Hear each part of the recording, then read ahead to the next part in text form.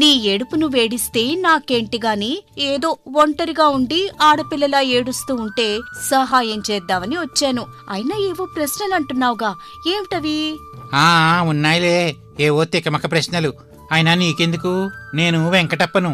ఇక నాలాంటి తెలివైన వాడికే సమాధానం తెలియని ప్రశ్నలకు నువ్వేం సమాధానం చెప్తావు పిల్లా? చెబుతాను. ముందు ఆ ప్రశ్నలేంటో చెప్పు. ఆ తర్వాత ఆ ప్రశ్నలు తెలివైనవా కావా అనేది నేను చెప్తాను. నువ్వు చెప్తావా? రాణి చాలా ధైర్యంగా అలా అడిగేసరికి వెంకటప్ప భరద్వాజుడి దగ్గరికి వెళ్లిన దగ్గర్నుండి ఆయన అడిగిన 2 ప్రశ్నలు, వాటికి తాను సమాధానం చెప్పలేకపోవటం వరకు మొత్తం జరిగిందంతా రాణికి వివరిస్తాడు. అంతా విన్న రాణి వెంకటప్పతో ఇలా అంటుంది. ఏమిటి, ఇవి ఒక ప్రశ్నలేనా? వీటికా నువ్వు సమాధానం తెలియక ఏడుస్తున్నావు? సరే, ఒట్టి అమాయకుళ్ళ ఉన్నావే. ఓ పిల్లా, నన్ను అమాయకుడంటావా? అంటే నీకు వీటికి సమాధానం తెలుసా? అయితే చెప్పు చూద్దాం. ఎందుకు తెలీదు? అన్నీ తెలుసు. ఇక చెబుతాను విను. ముందుగా, కాళ్లు లేకుండా నడిచేది, జలజల పారే నది. నదిలో నీళ్లకు కాళ్లుండవు కాని ఎంతో దూరం పరిగెడుతుంది కదా. అందుకే నీ మొదటి ప్రశ్నకి సమాధానం నది. అవునా, నదా? అసలు సమాధానమే లేదు అనుకున్న ప్రశ్నకు రాణి సమాధానం చెప్పడంతో చాలా సంతోషిస్తాడు వెంకటప్ప. ఇక మరో ప్రశ్నకు కూడా సమాధానం తెలుసుకోవాలని ఆతృతగా రాణితో ఇలా అంటాడు వెంకటప్ప. నువ్వు చెప్పింది బాగుంది. ఇక రెండో ప్రశ్నకు కూడా నువ్వు సమాధానం చెప్పగలిగితే నువ్వు నాకంటే తెలివైన దానివి అని నేను ఒప్పుకుంటాను.